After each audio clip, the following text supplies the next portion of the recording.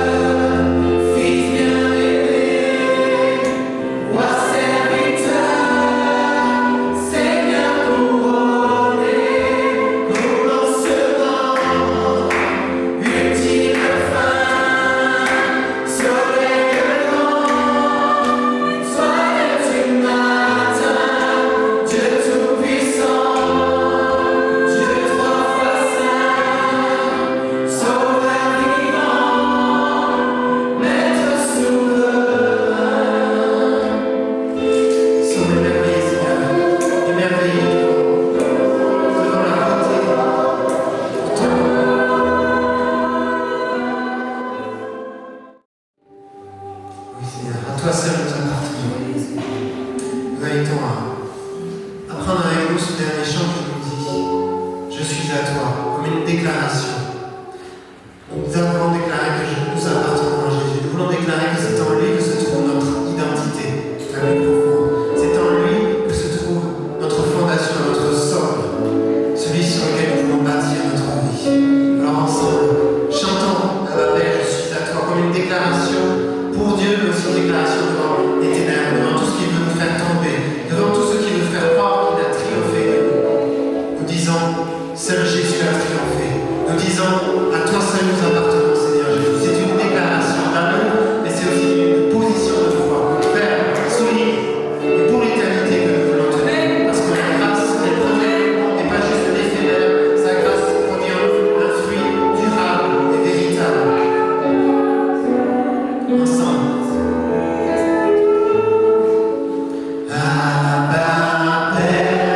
Je suis à toi.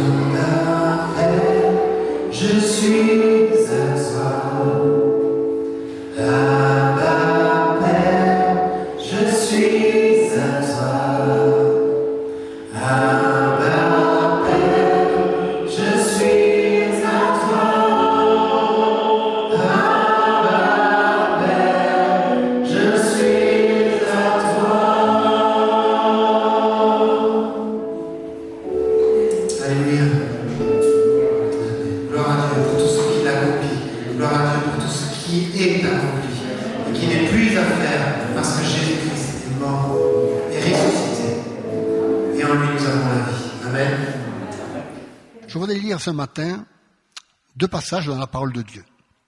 Le premier, c'est dans l'évangile de Marc, au chapitre 40. C'est l'histoire de l'aveugle de Jéricho. Pour la plupart, nous connaissons ce passage.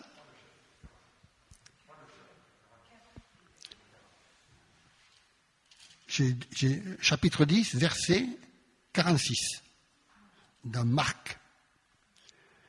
Ils arrivèrent à Jéricho, et lorsque Jésus en sortit avec ses disciples et une assez grande foule, un mendiant aveugle, Bartimée, fils de Timée, était assis au bord du chemin. Il entendit que c'était Jésus de Nazareth et se mit à crier « Fils de David, aie pitié de moi !» Plusieurs lui faisaient des reproches pour le faire taire, mais il criait d'autant plus « Fils de David, aie pitié de moi !» Jésus s'arrêta et dit « Appelez-le !»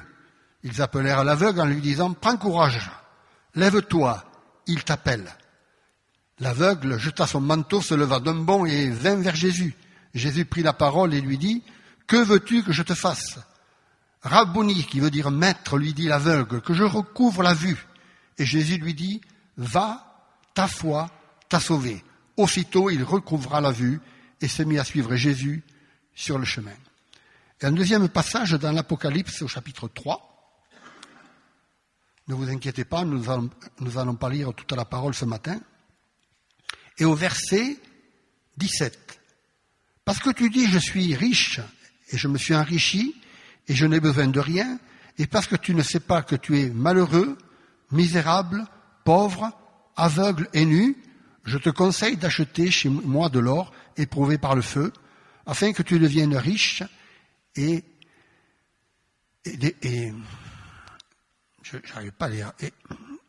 des vêtements blancs afin que tu sois vêtu et que la honte de ta nudité ne paraisse pas, et un collier pour oindre tes yeux afin que tu vois. Amen. Il y a une coloration, quelque chose qui se lit dans ce passage, c'est la vue. C'est la vue.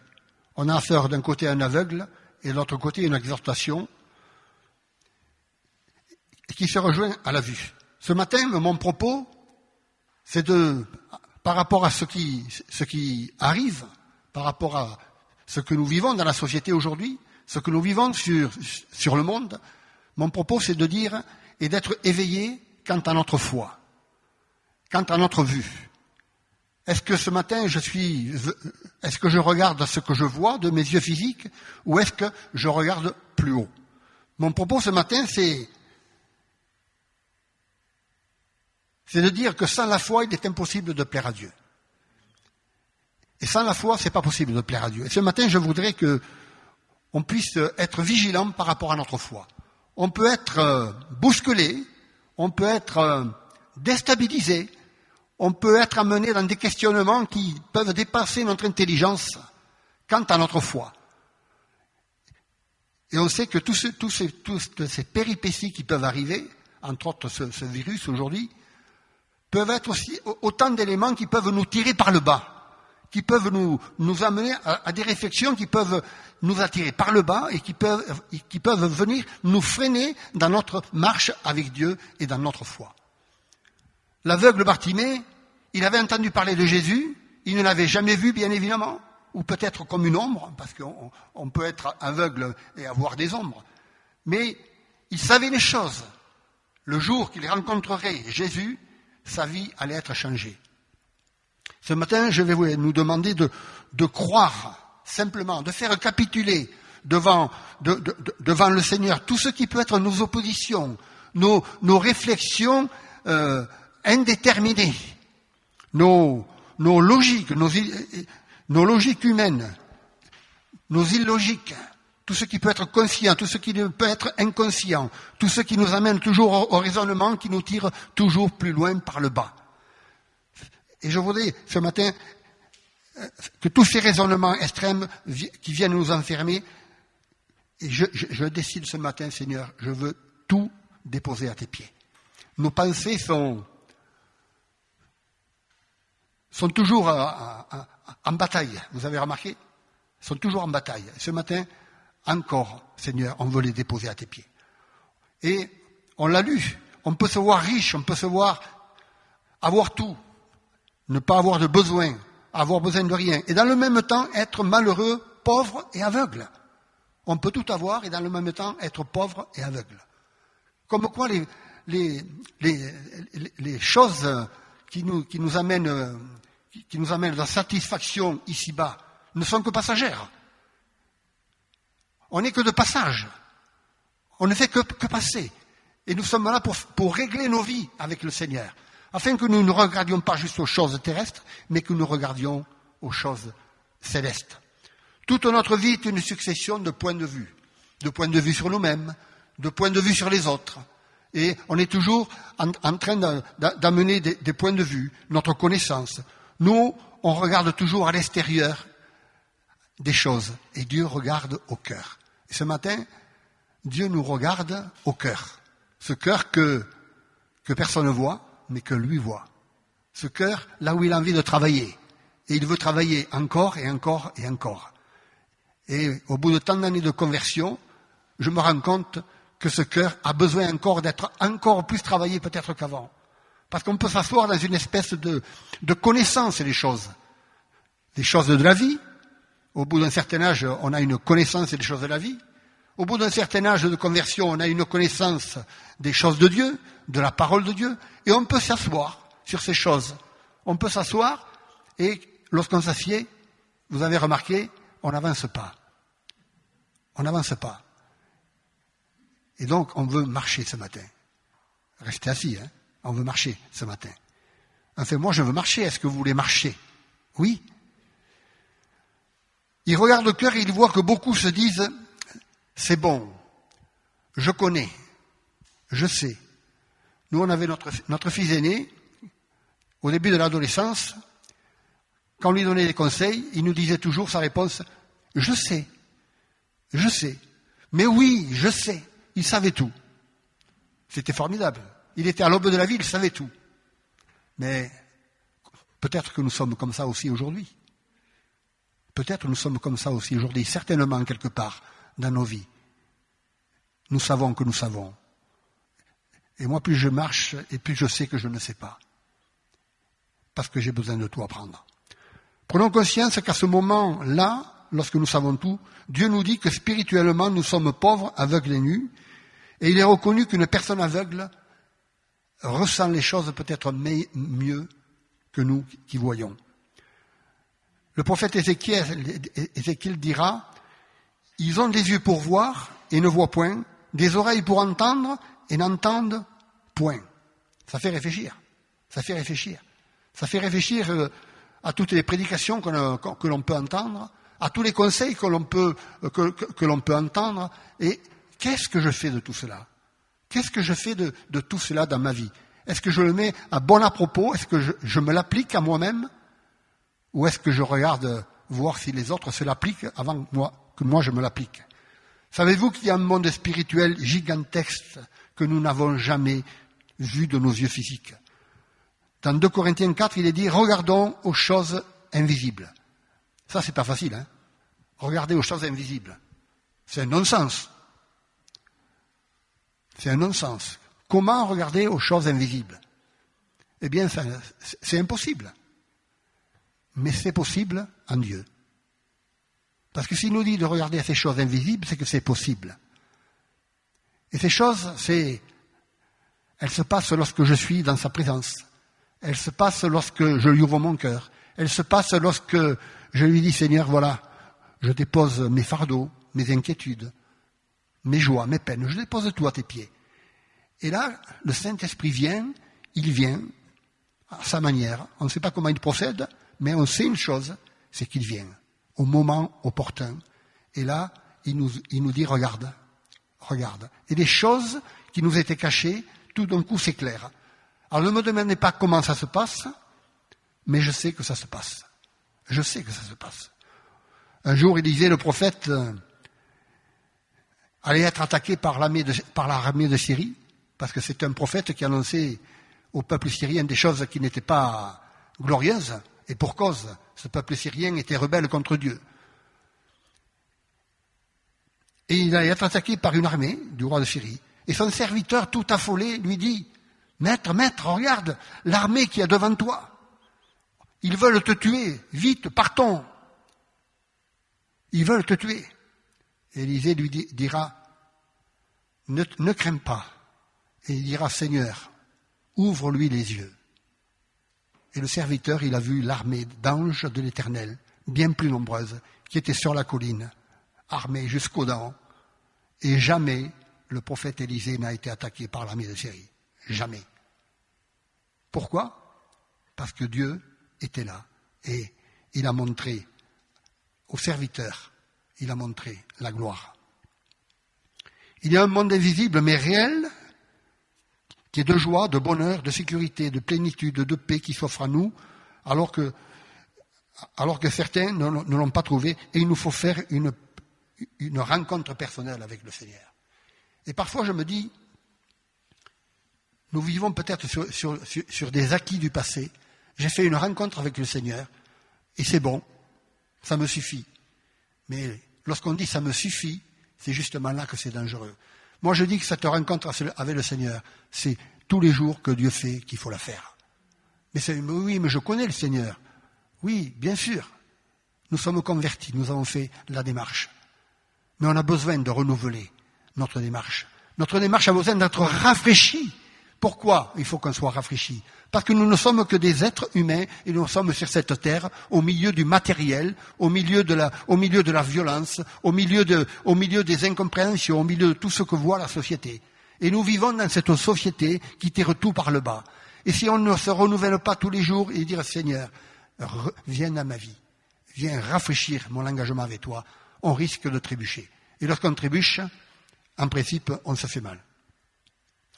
Bartimée était aveugle, il vivait à Jéricho, et comme tous les matins, il se mettait sur la route à la sortie de Jéricho, sur la route qui va à Jérusalem, et là il mendiait. C'était sa seule source de vie, son seul but, c'était de mendier. Et il devait crier ayez pitié d'un aveugle, certains devaient lui dire, arrête, tais-toi, d'autres devaient lui donner une pièce. Et moi, je voudrais considérer un instant cet homme, il ne pouvait voir la beauté des choses, mais ce qu'il voyait, c'était la beauté du Seigneur. Il savait que si le Seigneur passait devant lui, c'était la chose la plus importante. Alors nous avons peut-être 20 sur 20 sur nos yeux physiques. Moi, je viens de changer de lunettes ces jours-ci. Et j'ai pas 20 sur 20. Et donc, il faut que je change mes lunettes. Donc, depuis que je les ai changées, ça va mieux. Ça veut dire que la vue physique est importante. Mais que la vue spirituelle est d'autant plus importante. Et on n'a pas besoin de changer les verres. Mais on a besoin de renouveler cette vue avec le Seigneur. 1 Corinthiens, chapitre 2, verset 14, nous dit « Mais l'homme naturel, c'est-à-dire l'homme psychique, ne reçoit pas les choses de l'Esprit de Dieu car elles sont une folie pour lui et il ne peut les connaître, parce que c'est spirituellement qu'on en juge. L'homme spirituel, au contraire, juge de tout et il n'est lui-même jugé par personne. En effet, qui a connu la pensée du Seigneur pour l'instruire? Or, nous avons la pensée de Christ. » Cela veut dire qu'il y a un voile surnaturel sur nos intelligences et sur nos yeux spirituels, et c'est la raison pourquoi personne ne peut venir à Christ par l'intelligence. Venir à Christ par notre raisonnement, par notre compréhension humaine, c'est pas possible. C'est pas possible. Notre vie intellectuelle normale est conditionnée selon le monde matériel. Que nous le voulions ou non, tout notre environnement nous conditionne. Nos journées sont conditionnées par le travail, par les relations, par les joies, par les peines, par les peurs, par les craintes, et les craintes du lendemain, par la perte d'un travail, est-ce que je vais retrouver un travail, et etc., etc. Et nous sommes conditionnés par tout ça. Mais Dieu l'a voulu ainsi. Dieu l'a voulu ainsi pour que nous nous approchions de lui et que nous venions à lui. Dieu l'a voulu ainsi et il l'a fait délibérément. Vous savez pourquoi? Parce que le Seigneur nous aime. Et il nous aime et il nous attend au niveau de l'obéissance.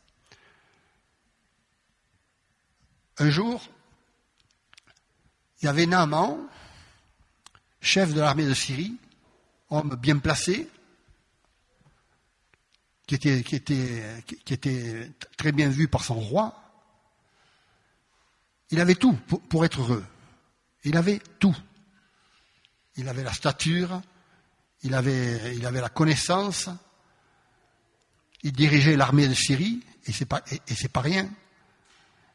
Quelqu'un de très très bien placé, mais il avait un problème. Il était lépreux.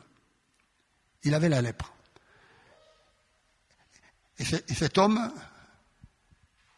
avait tout essayé, mais il avait toujours la lèpre. Et un jour, une petite fille qui était la servante de son épouse va lui dire « Mais si ton mari Naaman allait en Samarie voir le prophète, il le guérirait de la lèpre. » Et Naaman a dit « C'est possible ça?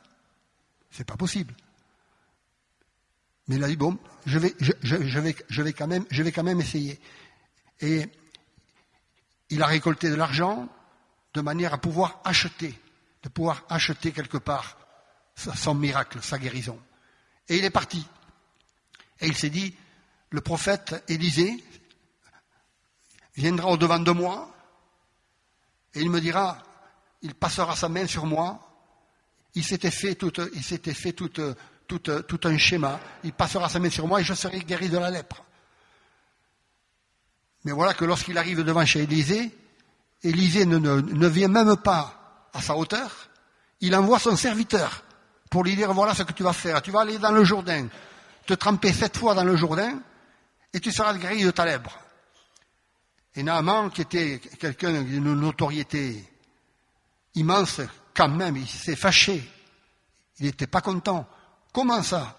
On me dit d'aller me mettre 7 fois dans le Jourdain, alors que moi, dans mon pays, j'ai des fleuves bien plus jolis que le Jourdain, bien plus beaux que le Jourdain. En plus, il n'a même pas l'amabilité, le prophète n'a même pas l'amabilité de venir au-devant de moi. Et il avait envie de repartir. Et il y repartait, parce qu'il était en colère, il ne comprenait pas. Et ses serviteurs lui ont dit, mais si tu avais demandé de faire quelque chose de difficile, ne l'aurais pas-tu fait? Et donc, Naaman a raisonné, il a dit, oui, c'est vrai. Et il a obéi, il s'est plongé 7 fois dans le Jourdain, il a été guéri de sa lèpre. Tout ça pour montrer que nos raisonnements nous empêchent d'atteindre le but. Et atteindre le but, c'est marcher avec Dieu et c'est voir dans l'invisible des choses. C'est voir au-delà des choses. La foi, c'est la ferme assurance des choses qu'on espère. Hébreux 11. La démonstration de celles qu'on ne voit pas. Ce matin, si tu te poses des questions, si tu as des soucis, des problèmes, quels qu'ils soient, Dieu a la solution à tout ça. Il a toujours la solution. En 2020, ce n'est pas le Covid-19 qui va arrêter Dieu. Ce n'est pas le Covid-19 qui va arrêter Dieu. Ce n'est pas cela qui va arrêter l'Église. Ce n'est pas cela qui va atteindre notre foi. Ce n'est pas cela qui va nous empêcher de marcher avec Dieu et de lui dire tous les jours, viens dans ma vie, viens dans mon cœur. Et lorsque Naaman a obéi, tout simplement, alors que c'était impensable, il lui demandait quelque chose qui n'était pas du raisonnable, se tremper dans le Jourdain. Je ne sais pas si vous avez déjà vu le Jourdain, je l'ai vu une fois, je m'attendais à voir un grand fleuve, mais non, pas du tout, pas du tout. Le Jourdain, il n'a rien d'extraordinaire à la vue. La chose extraordinaire qu'il a, c'est que Jésus, il s'est fait baptiser. Ça, oui, c'est extraordinaire. Donc, normalement, on n'avait pas compris. Et parfois, on peut être comme lui. On peut être comme lui. Et s'attendre à se fabriquer déjà des réponses de Dieu à notre image, à notre façon. Des histoires bizarres comme ça, il y en a toute la parole de Dieu. Alors que le peuple d'Israël sort du pays d'Égypte, ils sont dans le désert. Et je ne vais pas vous apprendre que dans le désert, il y a des vipères, il y a des serpents. Et en principe, la vipère, c'est fait pour piquer et pour tuer. Et les Israélites viennent voir Moïse, ils disent, les gens se font piquer, et ils se font mordre par les serpents, et ils en meurent. Qu'est-ce qu'il faut faire? Et Dieu dira à Moïse, dis-leur de fabriquer un serpent d'airain, et chaque fois que quelqu'un se fera piquer, qu'il regarde le serpent d'airain, et il sera guéri de la morsure. C'est bizarre. Vous trouvez ça normal, vous? Vous trouvez ça normal? C'est bizarre comme proposition. On a un Dieu bizarre quand même. On a un Dieu bizarre quand même. Il nous fait faire des choses bizarres. Mais ces choses bizarres, lorsqu'on les fait, lorsqu'on obéit, elles sont merveilleuses. Amen? Elles sont formidables. L'obéissance, nous dira la parole de Dieu dans 1 Samuel, vaut mieux que les sacrifices. Tout le premier chapitre de Paul aux Corinthiens nous parle de la folie de la croix, par l'esprit logique et intelligent. Mais par contre, lorsqu'on vient avec foi pour recevoir Christ, la croix du sacrifice prend une autre dimension. Et la croix du sacrifice. Dire que Jésus est mort à la croix et que si on donne son cœur au Seigneur, on est sauvé. Ça paraît illogique. Comment c'est possible? Et pourtant, Dieu l'a voulu ainsi. Il l'a voulu ainsi pour toi, il l'a voulu ainsi pour moi. Et cette croix du sacrifice, la dimension de ce sacrifice de Jésus, c'est la dimension du salut, c'est la dimension de la paix, c'est la dimension de la joie, c'est la dimension de l'assurance de la transformation intérieure, du caractère, dimension du changement de la personnalité et de notre équilibre. Bartimée n'était pas seulement aveugle et pauvre, mais il était dans une situation désespérée. Et la chose qui allait se passer pour lui allait être une chose formidable. Il allait retrouver la vue. Vous remarquerez bien souvent que lorsque nous avons perdu tout espoir dans la vie, bien c'est là que nous sommes souvent prêts à accepter le Seigneur. Pourquoi? Parce que lorsque nous avons tout perdu, et on le voit, croyant ou incroyant, lorsque on a regardé il n'y a pas longtemps une série, une dame qui avait perdu sa fille qui avait disparu, et on voit le papa qui n'était pas du tout croyant, qui va dans une église allumer un cierge. Bon, je ne pensais pas que le cierge fasse grand-chose, mais voilà un homme qui n'avait plus aucune espérance, qui avait perdu sa fille, qui était disparue, qui ne la trouvait pas. Eh bien, au dernier moment, on s'accroche. On s'accroche à qui? On s'accroche au Seigneur. Alors, comment? On ne sait pas. Mais on s'accroche au Seigneur. Et la pensée de l'éternité, elle est dans chacun d'entre nous. Vous savez que dans le ciel, il y aura plus de gens sauvés que nous ne le pensons. On sera nombreux comme le sable des mers. Des plages, pas des mers. C'est une belle... on sera plus nombreux que nous on pense.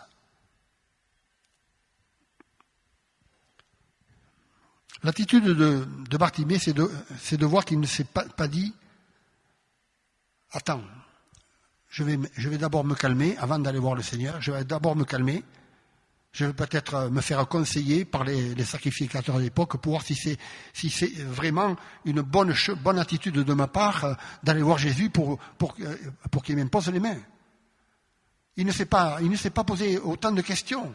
Il a cru, et sur ce « j'ai cru », il a mis en marche sa foi. Il était déterminé. Et quand le Seigneur est passé, il a dit « amenez-le-moi ». Et nous l'avons lu, il a posé son manteau, il a couru vers le Seigneur. Là aussi, s'il est aveugle, il a couru vers le Seigneur. Bon, il devait avoir des ombres. Mais il a couru vers le Seigneur. Et vous savez ce qui s'est passé? Il a senti, il a vu, pas par sa vue physique, mais il a vu la bénédiction il a vu le Seigneur en esprit. Il a vu le Seigneur en esprit. Et il a senti pendant qu'il courait cette attirance du Seigneur qu'il attendait. Et moi j'aime cela. Et ce matin, si tu appelles le Seigneur, il va s'arrêter pour toi et t'écouter. parce que le Seigneur s'est arrêté pour Bartimée. Il y avait la foule là, il y avait une foule compacte. Ils n'avaient pas les masques, il n'y avait pas la distanciation. Mais il y avait une foule immense. Mais Jésus s'est arrêté pour Bartimée. Et il peut s'arrêter aussi pour toi ce matin. Ce matin, il s'arrête aussi pour toi. Il suffit que tu le désires. Jésus a posé cette question, aussi bizarre, encore une fois. Que veux-tu que je te fasse? Ça fait réfléchir, ça. Que veux-tu que je te fasse? Jésus est en présence d'un aveugle et lui demande que veux-tu que je te fasse? Ça fait réfléchir. On est encore désarçonné. Dans notre raisonnement humain, on est encore désarçonné. On est encore déstabilisé. Et Dieu ne fait que ça, nous déstabiliser. Parce que son but, ce n'est pas de nous déstabiliser pour que nous tombions, c'est de nous déstabiliser pour que nous regardions en haut, aux choses invisibles. Et Bartimée lui a dit que je recouvre la vue, Seigneur. Et Jésus lui a dit, va, ta foi t'a sauvé. Va, ta foi t'a sauvé. Alors, on passe du domaine visuel au domaine intérieur et spirituel. Ta foi t'a sauvé. Et c'est ça le but de l'Évangile. C'est le salut éternel pour chacun d'entre nous. Et vous savez, pourquoi il a posé cette question? Que veux-tu que je te fasse? Parce que vous remarquerez que beaucoup de gens aiment tellement leurs péchés qu'ils ne désirent même pas les abandonner. Et on rencontre des gens qui aiment tellement leurs péchés qu'ils n'ont même pas envie de les abandonner. Ils se baignent dedans et ils n'ont pas envie de les abandonner. Ils aiment tellement leur situation qu'ils éprouvent même du plaisir à se plaindre. Et au bout d'un moment, à force de se plaindre, ça devient un état d'esprit et on vit avec et on se contente et on nage dans cette complainte de plainte toute notre vie. Bartimée, veux-tu être vraiment transformé? Bartimée répondra favorablement que je retrouve la vue. Au-delà de la vue, c'est sa vie de pécheur qui venait d'être pardonnée. Amen. Et ça, c'est formidable.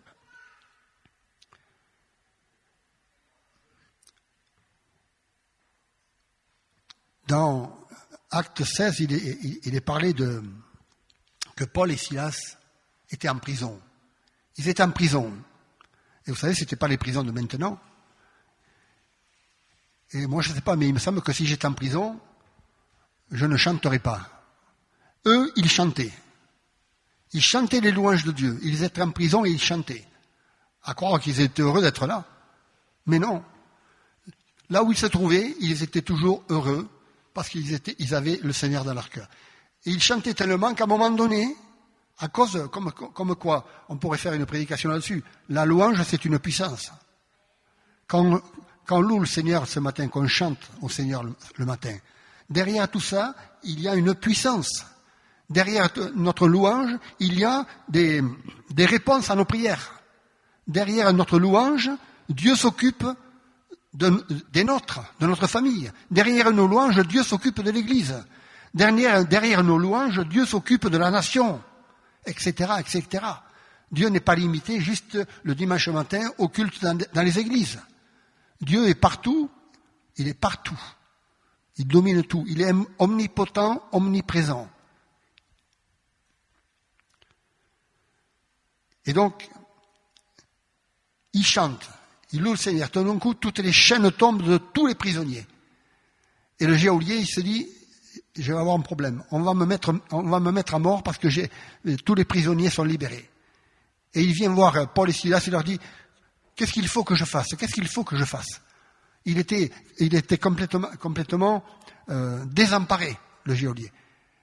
Et Paul et Silas lui diront, crois au Seigneur Jésus et tu vivras.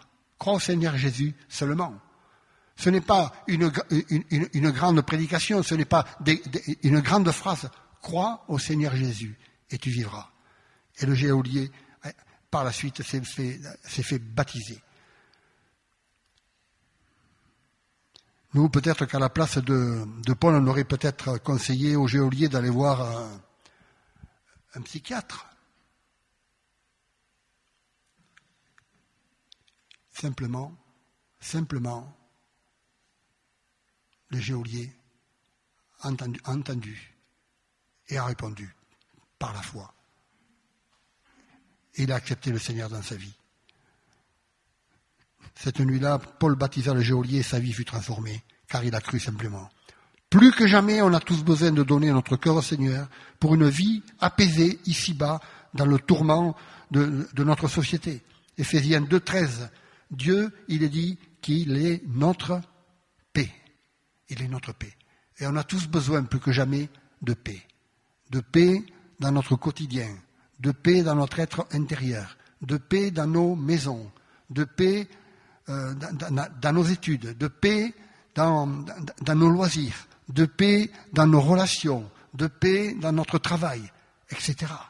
Et on a plus que jamais, on a besoin de cette paix intérieure. Et pour Bartimée, le plus beau jour de sa vie, ça a été le jour où il a rencontré le Seigneur. Je terminerai juste là, je ne prends pas plus de temps. Je sais que vous êtes pressés, vous êtes en vacances.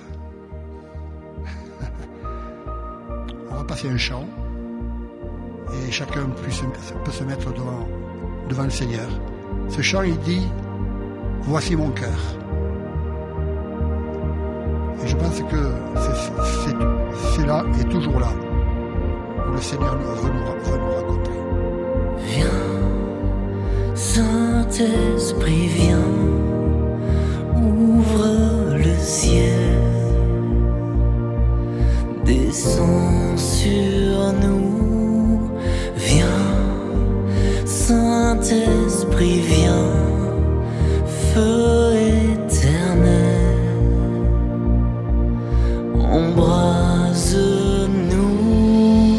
Viens, Saint-Esprit, viens, touche la terre, descends sur nous. Viens, Saint-Esprit, viens, amour du Père, embrase-nous. Sois le feu qui me guérit, sois l'amour qui me bénit. Voici mon cœur, voici mon cœur. Viens déverser ta tendresse au milieu de mes faiblesses. Je n'ai plus peur, je n'ai plus peur. Viens, Saint-Esprit, viens, fends l'atmosphère, descends sur nous. Viens, Saint-Esprit, viens, de ta lumière, envahis-nous. Sois le feu qui me guérit, sois l'amour qui me bénit. Voici mon cœur, voici mon cœur. Viens déverser ta tendresse au milieu de mes faiblesses. Je n'ai plus peur, je n'ai plus peur. Sois le feu qui me guérit, sois l'amour qui me bénit. Voici mon cœur, voici mon cœur. Viens déverser ta tendresse au milieu de mes faiblesses. Je n'ai plus peur, je n'ai plus peur.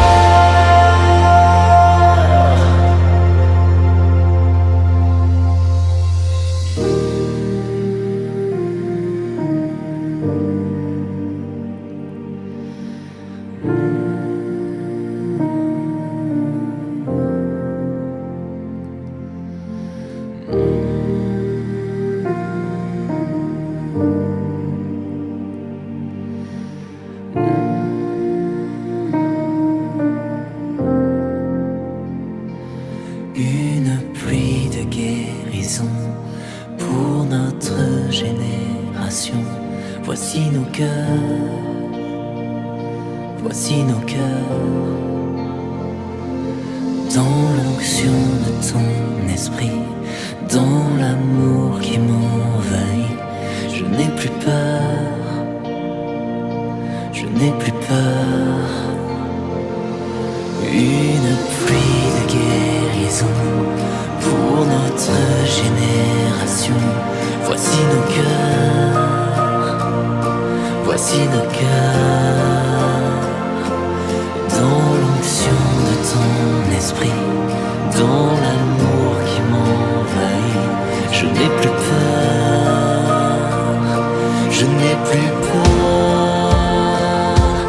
Une pluie de guérison pour notre génération. Voici nos cœurs, voici nos cœurs. Dans l'onction de ton esprit, dans l'amour qui m'envahit, je n'ai plus peur, je n'ai plus peur.